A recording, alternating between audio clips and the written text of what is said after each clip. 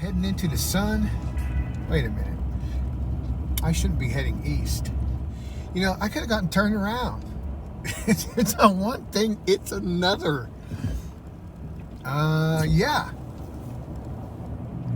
I did get turned around. Okay, good thing I only went about 60 yards. That sun has been my friend for a lot of reasons. I asked the guy in there at the propane place, do they get this kind of snow this often? I mean, there's like 4 feet sitting on the ground, let alone the berms, which are like 8 or 9, 10 feet. He goes, nope, not since 1965. And I'm like, oh my God, this is a big one, huh?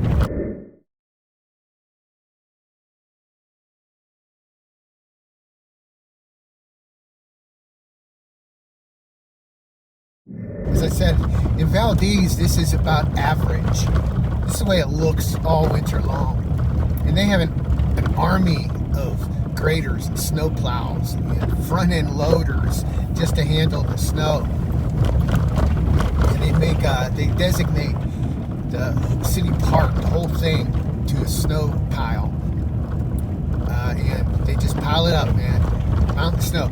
We watched a drive-in movie on that in 1992. It was next to the community college. We all parked. I had a date lot, turned into the local station, the radio station, played the audio. It was the Addams Family, the original movie. And we watched it on that snowbank. And about halfway through, some snowboarders, some pranksters, teenagers, they snowboarded down the middle of the screen, and people were honking their horns. Get off the screen! Oh, do I miss those days. All right. Heading back to Alaska. Whitehorse first, 445 kilometers. So whatever 3/5 times 445, that's how many miles. Yeah, so last night when I got to Watson Lake, the Overlander.com map had about 12 choices as far as places to camp for free. But none of them were open. Now, some were summer camp places that are never open in the winter, but about half were blocked off by berms. You know, the plows hadn't gotten to them yet. So once again, I'm like, I guess I'm going to have to get a motel. But I didn't give up, and I saw what looked like a small truck stop. About 3 trucks in it. Big gas station, actually. And I went in and I bought their last hot dog or sausage-looking thing that was in a bulb-heated rack or something. And when I went to pay for it, I said, you know anywhere where I can park my truck camper for the night? He said, yeah, you can park it here. And there was not much room there, you know. The snow piles were encroaching on all the available space, and the berms were blocking access to other places. But he said you can pull up, just snug up next to that snowbank out there, and the truckers should have enough room. And I did. And I went on to Overlander.com this morning, and I put in that spot.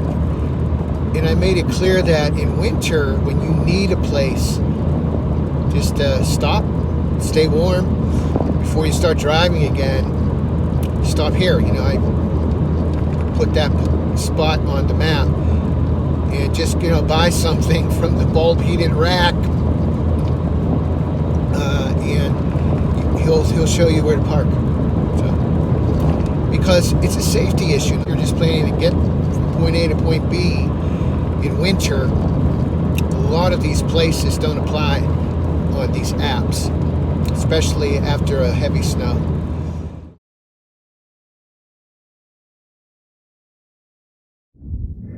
Look at these berms, you know, they're 6 foot high. They got dumped on here. This is a Valdez gauge of snow. That's how we used to measure it, by the foot, not by the inch. And there's a good, out there beyond the berm, I gotta get a picture of that. There's a good 6 feet of snow on the ground, just virgin snow. I promise I won't ruin this view, the visual of the virgin snow. Oh, screw it.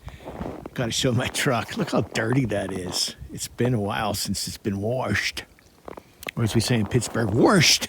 You won't see any natural snow pack higher than 5 or 6 feet because of gravity, the force of gravity.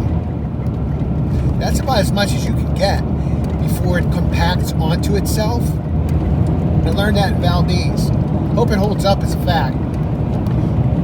This is the third plow I've seen, a working plow. You know, they're still working on this snowfall.